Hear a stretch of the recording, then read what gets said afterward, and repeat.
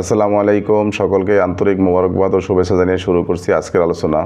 আজকে যাকে নিয়ে আলোচনা করতে যাচ্ছি তিনি আসলে অত্যন্ত সম্মানিত একজন লোক। হয়তো আওয়ামী লীগে যোগদান করার পরে তার এখন সম্মানটা অনেকটা ক্ষুণ্ণ হয়েছে।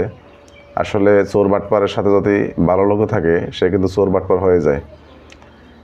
তাহলে উনি কিন্তু আওয়ামী লীগের রাজনীতির সাথে যুক্ত হওয়ার পরে উনি কিন্তু আওয়ামী লীগ থেকে দুইবার এমপিও হয়েছেন এবং বাংলাদেশ ক্রিকেট বোর্ডের উনি কিন্তু একজন স্বনামধন্য পরিচালক ছিলেন। তারপরে একটা সময় উনি কিন্তু বাংলাদেশ জাতীয় ক্রিকেট দলের কিন্তু অধিনায়ক ছিলেন এবং আমরা যখন ছোট ছিলাম তখন কিন্তু ওনার খেলা আমরা অনেক উপভোগ করেছি এবং উনি খেলোয়াড় হিসাবেও খুব ভালো ছিলেন। তো যাই হোক, এবার আলোচনা করব সেই আলোচিত সমালোচিত নাইমুর রহমান দুর্জয় সাহেবকে নিয়ে। আসলে আওয়ামী লীগের যে কোনো লোক, যে কোনো এমপি এবং থানা পর্যায়ের নেতা হোক, ইউনিয়ন পর্যায়ের নেতা হোক বা কেন্দ্রীয় নেতা হোক, যেই হোক না কেন, যদি অ্যারেস্ট হয় তাহলে কিন্তু সাধারণ মানুষ আলহামদুলিল্লাহ বলে এবং খুব খুশি হয়, যারা আওয়ামী লীগের দলের লোক না। এবং আওয়ামী লীগের দলের লোকও অনেক খুশি হয় যারা আওয়ামী লীগের সাথে সক্রিয়ভাবে যুক্ত না।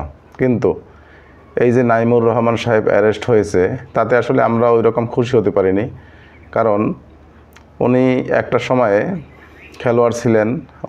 ওনার খেলাধুলা আমরা উপভোগ করেছি, খুব ভালো একজন খেলোয়াড় ছিলেন।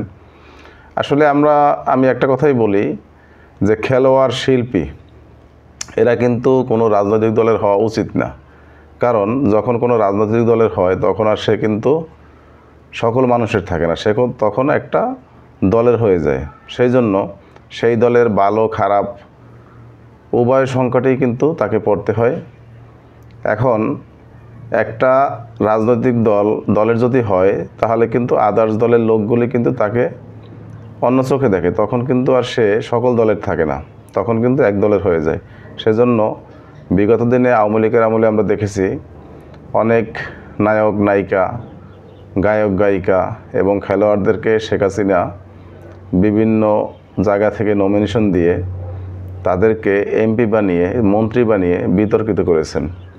এটার কিন্তু প্রচলনটা আওয়ামী লীগই করেছেন, হয়তো বিএনপিতেও কিছু ছিল, কিন্তু আওয়ামী লীগের এই যে গত 3 টার্ম যে গেছে, সেই 3 টার্মের যতটা শিল্পী, কলাকুশলী এবং যারা হলো পাবলিক ফিগার, যাদেরকে পাবলিক চিনে এবং ভালোবাসে, সেরকম লোক কিন্তু এই 3 টার্মের আগে কিন্তু এতটা ছিল না।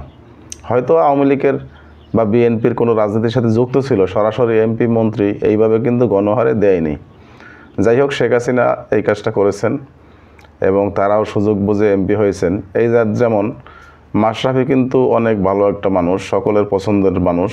আজকে সেই মাশরাফি কিন্তু মানুষের সামনে আসতে পারতেছে না, শুধু কেন? আওয়ামী লীগ করার জন্য। সাকিবুল হাসান বিশ্বের 1 নম্বর অলরাউন্ডার, সেই সাকিবুল হাসান কিন্তু এখন পালিয়ে বেড়াচ্ছেন, তার নামেও মামলা হামলা আছে, হয়তো তার জীবনও কিন্তু শেষ। কারণ তারা কিন্তু বেশি দিন এমপি থাকতে পারে নাই। তারপরে জনপ্রিয় নায়ক ফেরদৌস, আমরা তাকে খুবই ভালোবাসতাম, ছোটোবেলা থেকে তার ছবি দেখে আমরা আনন্দ উপভোগ করতাম, বড় হয়েছি। এখন সেই সব লোক কিন্তু আওয়ামী লীগের রাজনীতির সাথে যুক্ত হওয়ার কারণে বিতর্কিত হয়ে গেছে। যাই হোক, এটাই বলবো যে এখন আসি যে নাইমুর রহমান দুর্জয় সাহেব কোন কোন মামলায় অ্যারেস্ট হয়েছেন সেই ব্যাপারে একটু কথা বলি। আসলে রাজনীতি যেই করুক না কেন, পরিচ্ছন্নভাবে কেউ কিন্তু রাজনীতি করতে পারে না, হয়তো কোনো না কোনো সমস্যা থাকেই।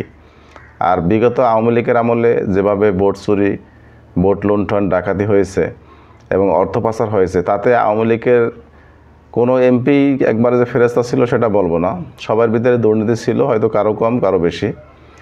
তার বিরুদ্ধে দুর্নীতির মামলা ছিল এবং বৈষম্য বিরোধী ছাত্র আন্দোলনে হত্যার মামলা ছিল। তো পুলিশ কিন্তু তাকে দীর্ঘদিন নজরদারিতে রেখেছেন এবং তার কিন্তু বিদেশ ত্যাগের তার ওয়াইফ এবং তাকে নিষেধাজ্ঞা ছিল, মানে বিদেশ যাওয়ার ব্যাপারে তার নিষেধাজ্ঞা ছিল, বাংলাদেশ ত্যাগ করতে পারবে না। তো দীর্ঘদিন নজরদারিতে রাখার পরে গতকালকে তাকে তার ঢাকার লালমাটিয়ার বাসা থেকে অ্যারেস্ট করা হয় রাত 8:30টার দিকে।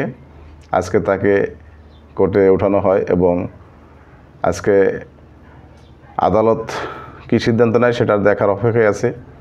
তো এটাই বলবো, যারা পাবলিক ফিগার আছেন, মানুষের ভালোবাসার পাত্র হয়ে আছেন, তারা আসলে রাজনীতির সাথে যুক্ত হয়েন না। কারণ আপনাদের কিন্তু যে কোনো একটা দলের সাথে আপনারা যদি যুক্ত হন, আপনাদের কিন্তু একটা সময় গিয়ে বিতর্কিত হতে হবে।